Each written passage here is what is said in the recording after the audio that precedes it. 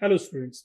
Last class में हमने Carnot cycle और कार्नोट साइकिल के डेरिवेशन के बारे में बात करी थी। आज हम बात करेंगे कि कार्नोट साइकिल इम्पॉसिबल साइकिल क्यों है, क्या रीजंस हैं जिसकी वजह से कार्नोट साइकिल को हम प्रैक्टिकली इंप्लीमेंट नहीं कर सकते अपने इंजन में। ओके, कार्नोट साइकिल में हमने देखा था कि प्रोसेस कौन कौन सी थी, आइसोथर्मल और एडियाबैटिक। ओके, आइसो बेसिक हमारे पास दो ही प्रोसेस है, वो कौन कौन सी है, आइसोथर्मल, और दूसरी प्रोसेस क्या थी, adiabatic. Adiabatic, okay, isothermal expansion, adiabatic expansion, isothermal compression, adiabatic compression. Nature हमारा प्रोसेस का क्या था, एक थी आइसोथर्मल और दूसरी क्या थी, एडियाबैटिक। आइसोथर्मल में कौन सा लॉ फॉलो होता है, PV is equal to constant या temperature is equal to constant.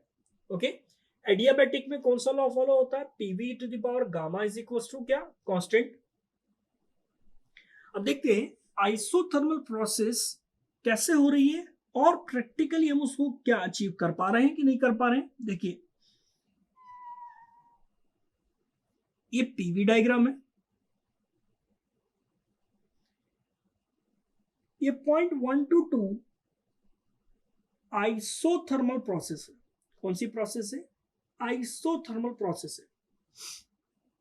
अब आप थोड़ा ध्यान दीजिए बात को कि आइसोथर्मल प्रोसेस में हम क्या कर रहे हैं कि टेम्परेचर कांस्टेंट रख रहे हैं। ओके, यहां पर अगर हम इंजन बनाएं, इंजन ड्रॉ करें हम यहां पर, ठीक है, ये हमारा सिलेंडर है।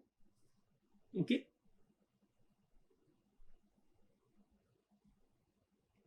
ये पिस्टन है, पिस्टन मूव कर रहा था पॉइंट 1 से पॉइंट 2।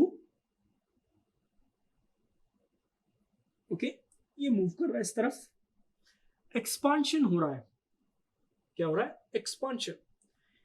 गैसेस जो इसमें हैं, जिनको हमने हमने क्या बोला था, एयर को as a ideal gas consider करके एयर को एज अ वर्किंग फ्लूइड लिया था। एक्सपांशन हो रहा है, एक्सपांशन होगा तो टेम्परेचर क्या हो जाएगा, ड्रॉप हो जाएगा। ओके, टेम्परेचर जब ड्रॉप हो जाएगा तो टेम्परेचर को कांस्टेंट रखने के लिए हमने हीट सप्लाई करी थी। अब आप देखिए कि पॉइंट 1 से जैसे ही पिस्टन आगे की तरफ चलेगा, यहां पर आएगा, टेम्परेचर ड्रॉप हो जाएगा। लेकिन हमें टेम्परेचर क्या बना के रखना है, कांस्टेंट। हम एक ही बार में पॉइंट 1 से पॉइंट 2 नहीं आ सकते। जैसे ही हम आएंगे, through out the process temperature constant नहीं रहेगा। अगर हम प्रैक्टिकली इसको समझने की कोशिश करें कि पॉइंट 1 पर इसका टेम्परेचर मान के चलिए T1 था, जैसे ही एक्सपांशन हुआ पॉइंट 2 पर आया, टेम्परेचर ड्रॉप हो गया। टेम्परेचर को कांस्टेंट रखने के लिए हमने क्या किया, हीट सप्लाई करी। ओके, तो टेम्परेचर वापस से क्या हो गया, T1 के बराबर हो गया। लेकिन क्या through out the process temperature constant रहा, नहीं। थ्रू आउट दी प्रोसेस हर एक पॉइंट पर टेम्परेचर को कांस्टेंट रखने के लिए हमें क्या करना होगा, जैसे ही पिस्टन मूव करेंगे, हमें एक ही बार में मूव नहीं करना है, हमें हल्का सा एक आगे की तरफ जाना है, थोड़ा सा आगे की तरफ जाना है।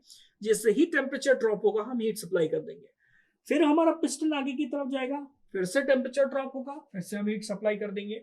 तो जो हमने डायग्राम बनाया था, टीएस डायग्राम, टीएस डायग्राम में देखिए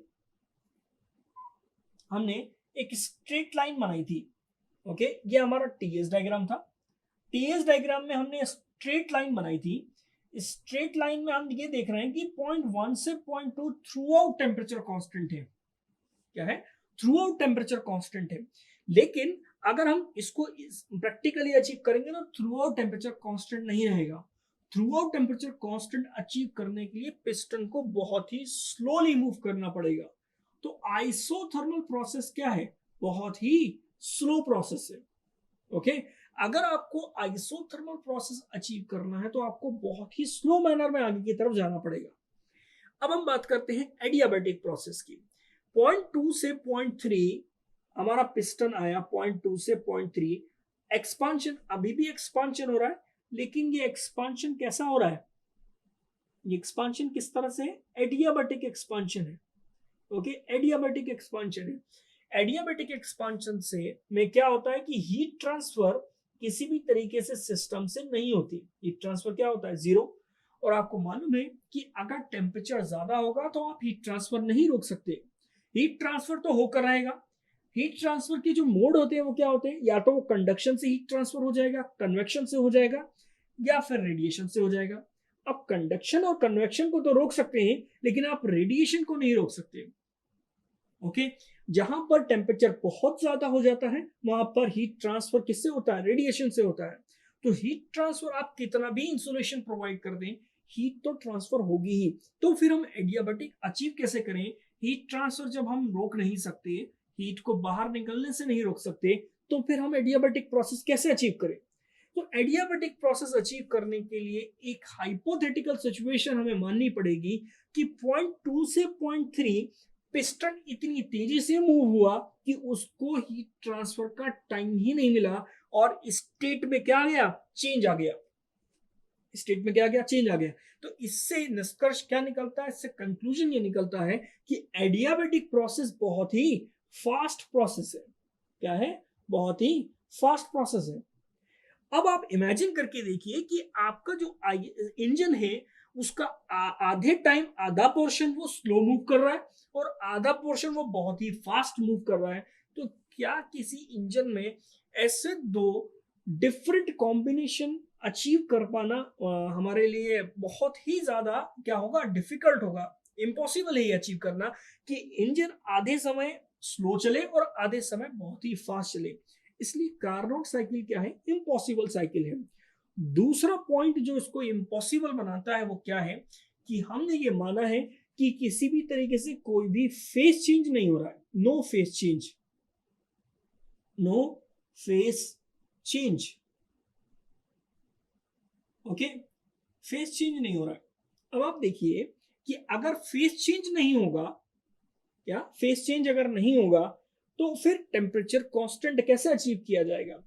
फेस चेंज अगर होता तो हम टेम्परेचर कांस्टेंट अचीव कर सकते थे। फॉर एग्जांपल, हम कंटेनर में वाटर को ले रहे हैं जिसका टेम्परेचर 100 डिग्री सेंटीग्रेड है, थोड़ी देर बाद हमें 100 डिग्री सेंटीग्रेड की स्टीम मिल जाएगी, फेज में चेंज हो जाएगा, टेम्परेचर कांस्टेंट रहेगा।